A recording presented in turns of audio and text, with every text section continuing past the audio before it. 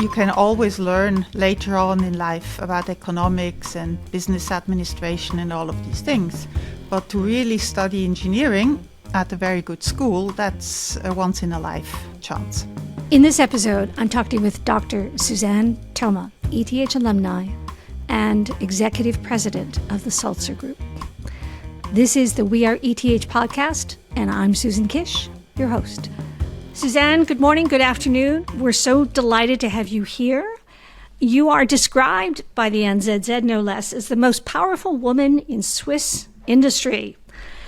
Is this correct? Depends by what you measure it. There are luckily some other women who are important in Swiss industry and have great achievements. So I wouldn't claim that title for me, but I'm certainly among of not so many women who play a role in Swiss industry. Well, and it's also wonderful that it's with Sulzer. If I recall correctly, Sulzer is founded in something like 1830s, right? Yeah. I mean, it is one of the real industrial legacies of Switzerland to the world. How did you join their board? Because that seemed to be the start of that journey. I joined the board at Sulzer because I was on another board of OC Oerlikon, and these are partly the same board members, only one or two, and then they, after having seen me being on the board of OC Oerlikon, they recommended me then for the board of Sulzer. So that board network worked to your advantage within this context. True. And then within the board of Sulzer, what did you see as the opportunities and challenges when you joined that board? Well, it was very interesting because we realized that a lot is going on in our environment, that technologies are evolving fast. And as you mentioned, Sulzer is 190 years old. So the question that we asked ourselves is, what's the future for Sulzer? Right. And our first idea was that we had to change markets, that what we were doing as a company internally with production and all these things was quite good and quite efficient, but that our markets wouldn't be there in 10 or 20 years. But we went into a very deep strategic analysis. Actually, it took about 9 months because we talked also with many people. Right. And then we came to the opposite conclusion. We are exactly in the right markets, but we as a company, we have to become stronger and fitter and leaner and better in many things that we do. Oh, that's interesting. So the markets you're in, I think the phrase I read on your site was flow, control, innovation. Yes, What? but these are not markets. These are things that we do. But it's very good that you are pointing that out to me because it was part of our analysis is what are the markets really that we are in? You know, we couldn't have said it just A, B, C, D 2 years ago. Now we can. And these markets are indeed very essential for society around the globe. It's energy, security, and energy transition. That, by the way, belongs together. It is not a contradiction. Then natural resources, and then the whole process industries. And so we say that Sulzer is really active in markets that are essential. If you think of natural resources, you can think of water. That's easy. But you may also want to think of what enables digitalization and artificial intelligence and all these things we keep reading in the newspaper. Power, absolutely, that's energy, and so-called green minerals, which are right now not being won in such a green manner. So we need more copper and more lithium and more cobalt and more everything if we even want to think about artificial intelligence. So what does Sulzer do in those markets? I don't think of you as a mining company. Yeah, we are not a mining company. But once we have these minerals out, they are there in a slurry, for example. Right. And we can contribute to separate the minerals and to purify them in an energy efficient and cleaner way. Today, if you look at lithium, often they just lay there in water and the water evaporates, leaving huge mess in these countries, and one can do this in a much cleaner way. This is where we are active.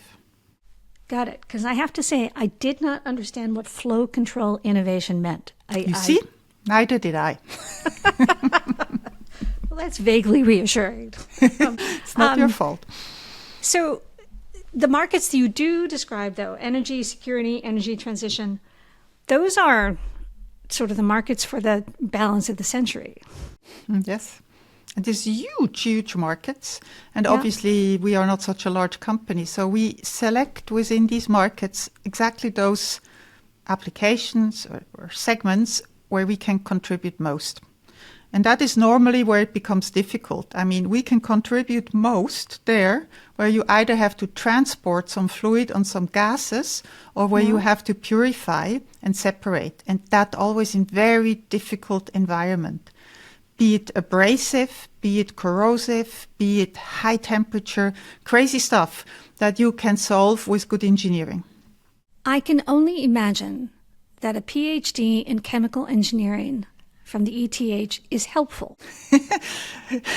Yeah, in my role, you have to be careful that you don't try to be smarter than your engineers. Yes, your role is to create boundary conditions and an environment where they can do good stuff. But it is helpful to be an engineer because you will find out if they are telling you things that are not very logical and don't really make sense. You will find out faster because that happens sometimes with engineers as well. Particularly when they're too much in love with technology. We need to sell these things at the end of the day. Oh, it makes total sense because it means you can ask good questions, right? Because your spidey sense, as the expression is, very robust, right, about what makes sense. And you have no fear about asking questions and thinking that you're stupid. You'll just ask the questions, right? That's mostly true, yes. Understood. So when you were growing up and you made some of your decisions, did you ever anticipate you would end up as the CEO of one of the oldest companies in Switzerland? Was this your objective, I guess, is the way that I would ask it? Yeah, from a certain point in time. Of course, not as a small child and also not too early, but yes, not one of the oldest company in Switzerland, not Sulzer, but working, having a professional career, having achievements in my career, that was important for me right from the beginning. Let's go back a little bit to your decision to actually go to the ETH, right? I have read this wonderful quote in a profile of you from the 2015 where you talk about a story of your older sister, her teacher calling your mother and saying she had passed an exam to get into grammar school, but you don't need qualifications to peel potatoes. Can you tell us that story? Well, I grew up in the canton of Zug. And that thing happened mid-70s, this quote. And Zug was very conservative at that time. And Switzerland and the world was a completely different spot. And yes, does somebody who is going to be a housewife have to do Matura? And should the society invest so much money to bring somebody to have a Matura? And that was the background of this question of the teacher. Why send a woman to gymnasium if she's going to do other things in life later? Can you define what a gymnasium and a Matura is? It's probably what you would call in the UK A-levels. Mm-hmm. It's the more demanding part of middle school education, which when you pass the final exam, you are allowed to study in a Swiss university. Thank you. Hearing this conversation around your older sister, I can only imagine that must have pissed you off, as the expression goes. Or somehow it made an impression, because it does appear that you made some decisions when you heard that. Well, the good thing is that my parents were very upset. I mean, my parents did not accept that at all. They were very angry at that teacher. And I followed the dinner conversation. I mean, I was 7 years younger, so I was not yet politicized in any way. But Right. it stuck. It was not okay, what the teacher said, very strongly not in my family. I had more this topic later on, maybe when I was 16, 17, 18. In my generation, we had very, very few role models. Right. Also at ETH, actually, I had one female not even assistant professor, something below the assistant professor. Otherwise, I never had a woman teaching something, Really? anything. No. Oh my gosh. So that was more the thing. Why would you do it differently than everybody else is doing in your Right. environment? There was nobody to follow in that sense. And what made you choose going to the ETH amongst the various Swiss universities? Well, I did have a certain interest in chemistry, as a matter of fact. I knew already then that having an engineering degree, or at least a very technical education, also science, is a very good base for future career development. I did not fall into the trap that some people do, that they think if you do engineering or science, you will definitely end up, be it in a laboratory or in a construction site. I knew that being an engineer was a much, much broader portfolio that you were preparing yourself for. So that, in other words, it gave you a foundation from which you could make some choices, have options. The choice that I basically make was a study in economics or in engineering. And to be quite open, and it is still true, you can always learn later on in life about economics and business administration and all of these things. But to really study engineering at a very good school, that's a once-in-a-life chance. Well, that sounds very astute as a decision when you're 17, 18? We're a bit older here until we, 19 when the final decision came, yes. And what caused you to decide to actually pursue it to the next degree, to get the doctorate? That was probably me being very much in the ETH atmosphere and environment. And at that time, you normally did do a PhD. Particularly, I'm a chemical engineer, so I'm linked to the chemical industry. I also knew at that time, we are speaking late 80s, early 90s, that with a PhD going into the chemical industry, I would probably be taken more seriously than without. In other words, that the doctor title was going to be important. Yes, that is true was true for men, but definitely for women at that time. How did your experience at ETH, how did it prepare you for what you're doing now? You spoke about engineering as an important part, but going to university is more than just what you study usually. Very much so. From an intellectual point of view, it taught me a certain way to think. And it's difficult to describe, but it certainly still serves me. I have developed a certain capacity to find out amongst much data what could be of the essence. What is the core? The signals versus the noise. Yeah, the signal versus the noise. Yes, exactly. And that I trained, I think, at the ETH. And that is why I can get along very well with the engineers, because they sometimes bore me with too much detail. So I still can ask the question back to the signal, which is a super good skill. And you mentioned that there weren't really many role models, certainly by gender. But who were your heroes? Who were the ones you looked up to? Was it captains of industry? Was it the guys who won the Nobel Prizes? Astronauts? Who were the ones who inspired you? Oh, it's good that you mentioned astronauts. There was Sally Ride, right? She was one of the first female astronauts. I remember I had a poster of her in my room. Then, of course, when I was 17, Margaret Thatcher became Prime Minister of Britain. And I remember I was then, of course, still in school, how the German teacher told us that, this woman is anyway only going to be in office for 6 months. And she lasted a bit longer.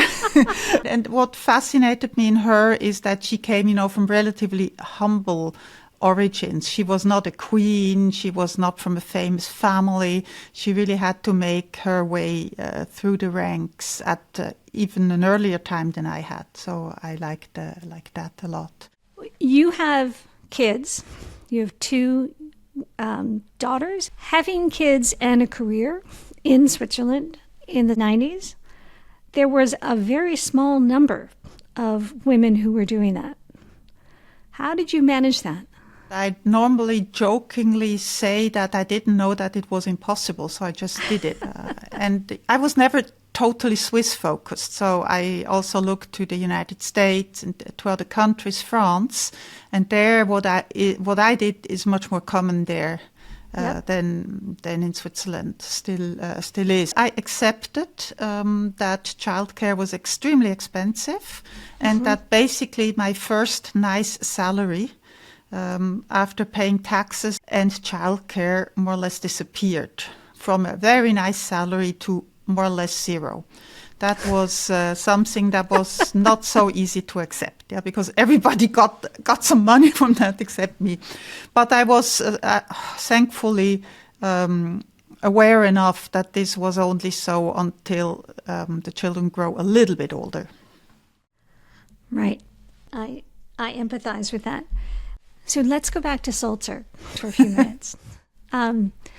You mentioned the markets it's working in: energy security, energy transition, natural resources, process industries. Are there specific opportunities that make you very excited within those different markets? Well, these are markets which are growing structurally, clearly. Mm-hmm. If you think of energy, we also still have a growing world population. And we also have still emerging markets or countries where people are moving into middle classes, which were before poor. And that means they will consume more energy and also more electricity. So we have to assure the supply of this electricity, and at the same time, we must find a way to do this in a cleaner way. And with Sulzer, what's the connection with Sulzer? Sulzer, on the one hand, is of course enabling still in the area of conventional energy production with our pumps. At the same time, we do a lot of maintenance of existing energy infrastructure. It's actually about 1/3 of our business is not only energy, but infrastructure service and maintenance and refitting. And that is a very green thing to do. Because if you have an old energy infrastructure where you still need the energy, but then you can revamp it, you can increase its energy efficiency, and you can make it cleaner, that's quite a contribution to a cleaner energy system in the time where we still transition to a completely new energy system. And I'm sure the oil and gas sector, for example, is very interested in that because it reduces their scope. Is it scope 1 or scope 2? From oil and gas industry, it's scope 1 or scope 2. And yes, they are very interested. It's also a cost issue for them. And they are definitely interested in becoming cleaner themselves. Got it. Thank you. ETH. It sounds like it was an important part of your life, gave you a real great foundation on it. And you're still very engaged with ETH. You're on the ETH Global Advisory Board. You won the ETH Zurich Chemical Engineering Medal in 2016, and you were an honorary board member back in 2021. Talk about the role that ETH plays in your life and your career today. Well, first I would like to say that I am incredibly proud that we have such an engineering school in Switzerland. I mean, we are 0.1% of the world population. We also forget that sometimes in Switzerland. We're very small. We're not even as much as a large city. And we have 2 such great schools in Switzerland, in Lausanne and in Zurich. So that makes me proud also as a Swiss. Yep. Secondly, the school has played a very good role in my life. Good doesn't mean easy. I have had difficult times at ETH, very clearly. But now I see it as such an important building block of what I did professionally and which made me happy professionally. You know, it's not only about being successful, it's also about being happy. However, that's not a contradiction. And so I try to help the school where they think they can need some assistance from me, then I try to do that. And I do it proudly, be it little things or bigger things. If you were to meet a young woman who is thinking about a career and having to make some choices, what would be your top pieces of advice you would provide? Would you counsel someone to continue along a path that you followed? I would counsel somebody on really considering engineering or science study, and I would definitely counsel them not to be discouraged only because she maybe not have absolute top marks. That, you know, I didn't have absolute top marks in physics and math and chemistry. Not bad, but not top. And I would encourage particularly young women to look at a career that allows for evolution and for, you know, increasing area of competence so that you can grow. I would also counsel them to look for an education that will allow you financially to provide for yourself and for a family and to give you a base that is likely to be comfortable. We sometimes forget that in rich countries. But this is also important for happiness and well-being. I would tell young people, let yourself be challenged, and it's going to make you happy. That's great. I'd like to close with some questions we always ask our guest. And one of them refers to earlier in our conversation. When you were young, what did you originally want to be when you grew up? That went through phases, but at the end of the day, I wanted to be something somewhere in industry. In industry? Yes. I was always an industry person. I always loved industry. And when you say industry, you mean companies that make stuff? Yes, company that makes stuff that is important for people. What are you curious about today? What are you learning about today? Every day. I was just joking with a colleague that it keeps our brains young, that we have to learn all the time. I learn a little bit about Sulzer's technology. I learn a lot about our customers. I still learn about how to manage a company. It's an evolution. It also changes. Well, it stays the same and it changes at the same time. So that's a great privilege that I have, that I absolutely keep learning every day. And what are the books that you're reading? What are the books in your bedside table or in your Kindle that you read in those few minutes while you're waiting in line or going to sleep? I always read before I go to sleep. And what I do read right now is a thick book. Actually, I don't know the author. The name is Why Nations Fail. And it is starting with the Romans, actually even, but it really starts with the Roman up to today. What are the boundary conditions that you have to have, mainly politically and with the institutions that allow countries to be successful? And successful is measured by creating wealth and well-being and freedom for the entire population. Very interesting book. It seems to really be a red thread in the sense of some clear essential elements that have to be there, irrespective of which continent, which temperature in the country, when it happened 2,000 years ago or now. It is a very timely topic, whether you're reading political thrillers or historical analysis. Okay. Great. And finally, What is your favorite place to go in Zurich or at the ETH? It could be a coffee shop. It could be a wherever. Actually, I like to be in the main building, there in the entry hall. This hall, when you come in, it is magnificent, and I have so many memories there. And I get to go there from time to time when I visit ETH. It's normally there, so I enjoy that tremendously. It's like, that entering hall with the cupola yes, and the big exactly, pillars. Exactly. And it's Fantastic. like going to a movie of your own past. So it's nice.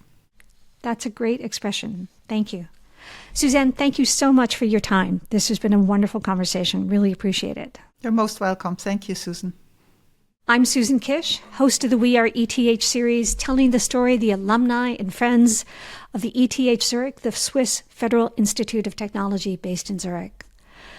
ETH regularly ranks amongst the top universities of the world in terms of its cutting-edge research, its science, and its people. The people who were there, the people who are there, and the people who will be there. Please subscribe to this podcast wherever you listen and give us a good rating, or Apple or YouTube or Spotify if you enjoyed today's podcast. I'd like to thank our producers at ETH Alumni and LA Media, and thank you, our listeners, for joining us today.